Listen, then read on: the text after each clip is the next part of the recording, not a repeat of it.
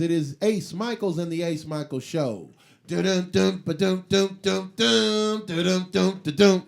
YouTube cannot sue me for singing that right now, even though it's not my riff. I borrowed it and I used it, and it's done. It's over. They can't say nothing.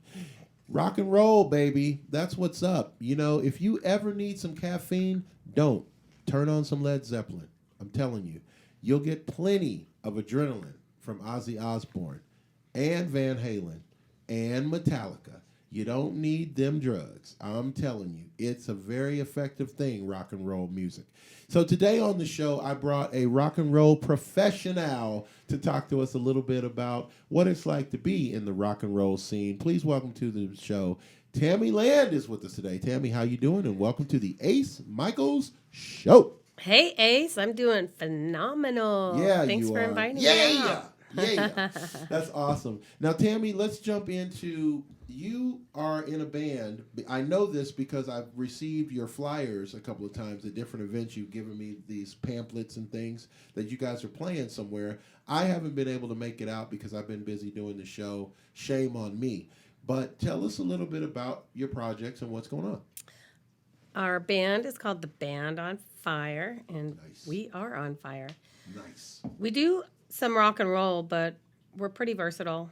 Our crowd is all ages, old, young, and everything in between. So we do some pop, we do some rap, we do some soul, we do some blues, we do some funk. We're all over the place. Now, this band is a band you put together, or you joined this band through an audition? Like, because a lot of people want to know how to put a band together. It's not an easy thing. Wouldn't you say? It's not easy, right? It's not easy at all. I put it together, and I put this band together a year ago. Okay. Originally, when I first got into music, I started as a drummer and a drummer singer, and I had another band that had asked me to come and sing. It was a lot of fun. I drew a great crowd, and eventually the guy in the band that I was singing with said, "You need to start your own band." And I was like, "Oh no, I don't want to do that. It's a lot of work." And he wasn't saying that like you need to leave this band and start your own band. He was saying you're so good you need to start your own band. Yeah. So I was like, "All right." So I Was that intimidating? yeah, because I hadn't done it before. I didn't know what I was doing. I mean, I know a ton of musicians, and so I just started putting it together and got myself a drummer, got myself a guitar player, got myself a bass player, got myself a lead guitar player, got myself a saxophone player. Now, did you know music before this? I mean, yourself, did you know like how to find the right key to a song and all that stuff that the musician's always going to ask you? Did you already know that? No, I didn't know anything, really. I mean, I'd been a drummer I started in music about 8 years ago. Uh-huh. So it's been a really fun learning experience, honestly. It's just been a blast. And, drums, you still don't know the keys. Right. So, and it was kind of slow going, at first. Uh-huh. But it's just been a blast. Our band has been together now for a little over a year. We really just hit our 1 year mark. Wow. And I've had so many different drummers just in the 1 year. I've had like 6 different drummers already. I've already had a couple of different lead guitar players. So it's been a challenge, to say the least, because every time you turn around, you have to teach somebody all of the songs again. Oh, God, I know. And now you also run other businesses, too. So you're an entrepreneur. You're a businesswoman. Yes, I am. How do you liken running a band to running a business? Is it basically the same thing, or is it very different? It's totally different. Huh. But it is a business when you get right down to it, because everybody has to get paid. You don't want to go work for free. Nobody wants to work for free. Correct. And music is definitely more challenging than real estate. There's no getting around it. Right. Because, like we were talking about before the show, everybody wants you to work for free, and you've put tons and tons and tons of money into your profession or your passion. It's my passion. There's no getting around it. I mean, fortunately for me, I'm in a different position than most musicians. Most musicians are, that's why they call them starving musicians. Everybody knows that. Oh, he's a guitar player. Oh, he probably doesn't have a pot to piss in, pretty much. But at least I was lucky enough to make my money before I got into music, so I'm not reliant upon it. Very interesting. Yeah. It's very interesting. It's something that throughout history we haven't financially appreciated artists ever. Even Michelangelo, wasn't an artist to people that were like, "Yo, my gosh, you're great. Well, let's give you $10,000 or whatever to paint the Sistine Chapel." He's an artist. He'll do it. And that's just how they are. And even if you're great, people just presume. And that was the whole point that Taylor Swift was making with Apple when she was suing Apple. She was like, "Look, you guys are charging, $10 a month for a subscription. How much of that am I getting?" "Oh, you're getting a percentage of a percentage of a percentage of a percentage. You should be happy, Taylor." She's like, "No, I shouldn't be happy. I did all this work. You're using my image to sell your subscription service. You're using my music to sell your subscription service. Why am I not getting a bigger piece of the pie? You guys are going to make $1 billion and I'm only going to make," you know what I mean? But people just don't appreciate artists. Would you agree? Yeah, totally. And there's something about it that's kind of backwards because the artistic community gives so much to the rest of the world. We count on that, but we don't want to pay for it. So tell us about some of your other businesses too, because I'm just curious how you shift gears from one doing real estate, and then you also have another couple of businesses too. You do real estate and something else? Don't you do dog walking or something? Dog grooming? No, do that's you not me. breed dogs? No. Do you like No, dogs? I love dogs.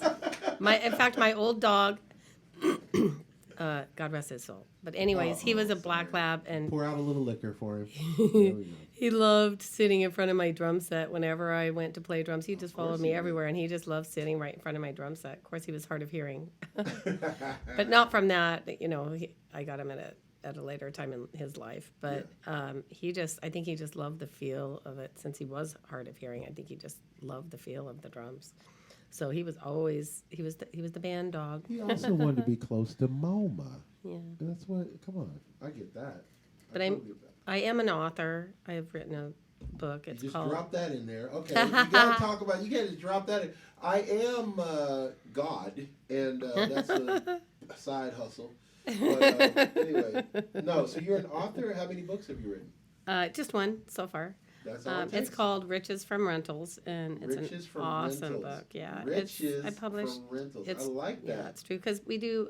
My real estate company also has a property management Riches division. from Rentals. I'm a commercial broker as well as a property manager, and I'm just licensed pretty much in everything. But I've been doing that for a long time. This might be a deal breaker. You serve eviction notices? My office does do that, yes. Okay, well, listen, Tami, thank you for stopping by today. We have your resume. We may not be in touch, but don't let that alarm you. No, that's part of the gig. You got to take the good with the bad. That's part of how it's it works, babysitting adults. That's what property management is. Yeah. And so you got into that because you love it? Or is it moneymaker? I did. I worked in casinos originally when I had first come to Vegas from Montana. I'm a little town girl in the big city because the town I'm from had 900 people, and that included all the surrounding farms. And they all had guns. They did. They absolutely did. But it wasn't for anything except for maybe to shoot a bear if they were on your property or something. A beer can, whatever. Yeah, I get it.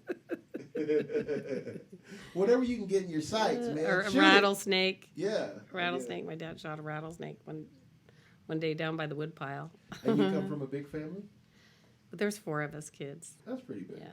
That's annoying enough. I can see that. 4 kids. Jeez. Yeah, that's a big family. And I wanted to be in band when I was in high school, but our family couldn't afford the flute that I wanted to play flute. Okay. And who knew that? And then I used to sing all the time, morning, noon, and night. I just loved music, and that's all I wanted to do was listen to music. And my mom, we were driving down the street one day, and she said, "Honey, don't quit your day job." I'm like, "Mom," I was like, Those "No, I'm a mothers, professional man, boy, singer." they give you the tough love, don't they? Oh, God, so don't funny. they? Wow. And so, either way, despite all of that encouragement, you went ahead and you started your own situation where you have your band, which is dope, and you're playing in Vegas. Now, how did you come to be playing in Vegas of all places? Because Vegas is that's a tough market, right? You know, I think if you're good enough, the business owners will see how good you are because of the crowd that you draw. We draw a huge crowd. And there's thank you, that part. You redeemed yourself from the eviction situation. You just redeemed yourself. Because we had this conversation with a music artist the other day that was on the show, and he was like, I don't need to have a fan base because I'm so good. People will, and I'm like, you can stop right there. If you don't have a fan base, you're not getting booked. People want you to bring people to the bar. That's what they're in business to make money. They're not in business to just do music for fun. What's wrong with you? Yeah, you have to bring a crowd. You got to sell drinks, baby. That's right, and a lot of drinks. Yeah. And if you have a crowd and nobody's drinking, that doesn't help you either. What good does that do you? The bar doesn't need to hear you play your set 10 times or whatever. Yeah, that's totally true. Now, what about merchandise and stuff? You guys sell We your have merch. T-shirts? We have and everything. Your hats and everything? Yeah, we have hats and we have girl shirts that have rhinestones. So you're doing it like a business. That's what I'm saying. We have smart. We have guitar picks. We have coasters. We have koozies. We have smart. I love it. Everything. T-shirts. We have everything. Smart. You got to. Yeah. Because we have a lot of different designs. We have a lot of different styles. And you do it. So you guys have a show coming up. Let's promote your show. You got something right around the corner, don't you? Yes, we're going to be at the Horse Trailer Hideout on Sunday from 3 to 6. It's during the day. In the afternoon. That's actually a benefit for... I'm coming. Or can I come? I'm sorry. Absolutely. Oh, please. I'm sorry. Please. The more, the merrier. Throw myself. It's going to be outside. We have a DJ. I made a faux pas right there. Awesome. That is awesome. So tell us the name of the band again.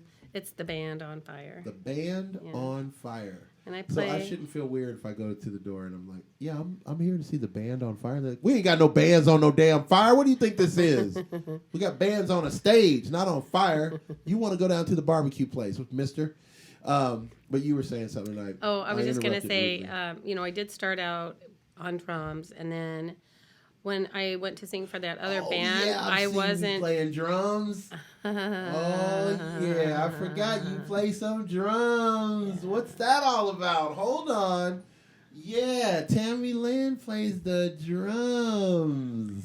And when I went to sing for that other band, they just wanted me to be a singer. So the crowd really took to that so well that I moved from playing drums to now I'm the lead singer in the band. Damn, I want some video you playing drums before you Oh, okay. Okay, we're going to put the video up of Tami. Why am I telling you? You're going to see it. Hello. Yeah. Anyway, okay. But I took up harmonica, so I play harmonica in the show as well, and I started playing guitar last year. I hope I'm not out of place. Then my observation so far, Tami, is that you like to bang on things and put things in your mouth. I do like to put things in my mouth, and I like to strum not that guitar. Not in that way. I love to strum the guitar. I love the guitar. I'm taken to it like a fish out of water. It's really awesome. Yeah. Do you like to play electric I have or acoustic? Like 10 guitars now.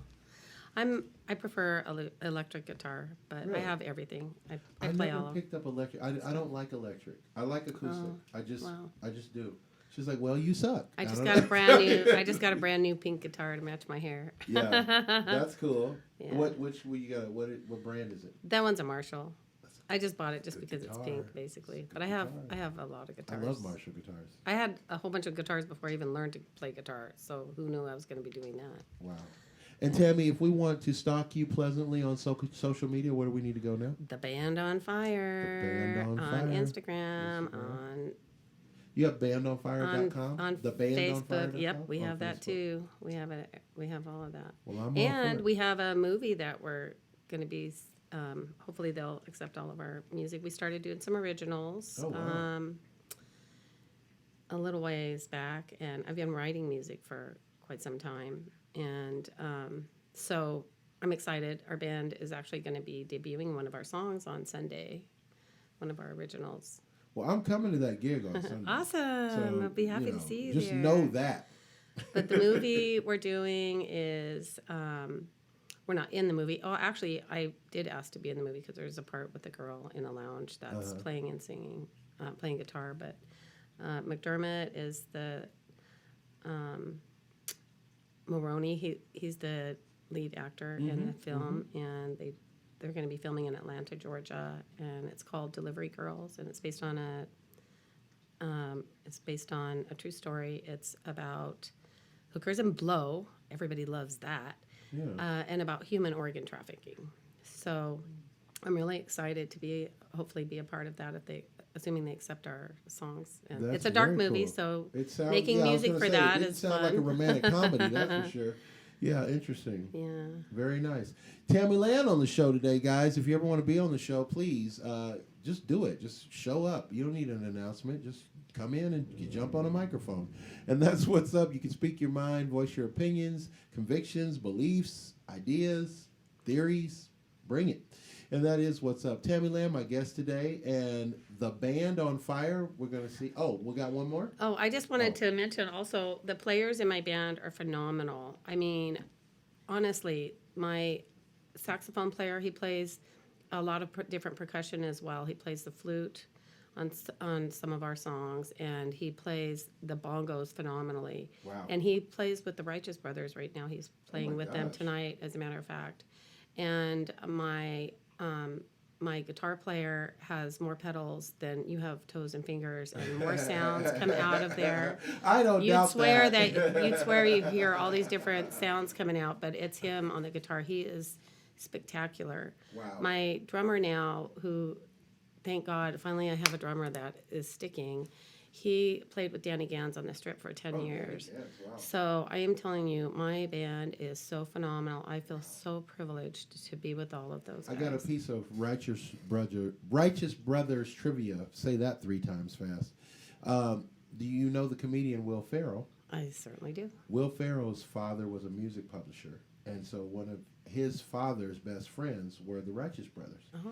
And so Will Ferrell told the story on a talk show that the Righteous Brothers would come over all the time. Sometimes they would write songs and sit there at the kitchen table. So one of the songs that they wrote literally at Will Ferrell's kitchen table was the song that goes, "Oh, my love, my darling." Wow. So can you imagine being a young kid, and you coming down just to eat your Cheerios or whatever, and these 3 old guys are sitting at your table singing this yucky stuff about how much they love girls, and they, yuck. And that was his childhood, was the Righteous Brothers hanging out with his dad. Wow, that's a trip. Who knew? Our song that we're debuting on Sunday is called City Lights. That's City the name. Lights. Mm-hmm. It's an original song? Yeah. Okay. I'm going to be there Sunday. Awesome. If anybody wants to assassinate me, you know where to find me on Sunday. And that's what's up, man. Ace Michaels Show. You know what I say. Live the life you love the life you live. Thank you.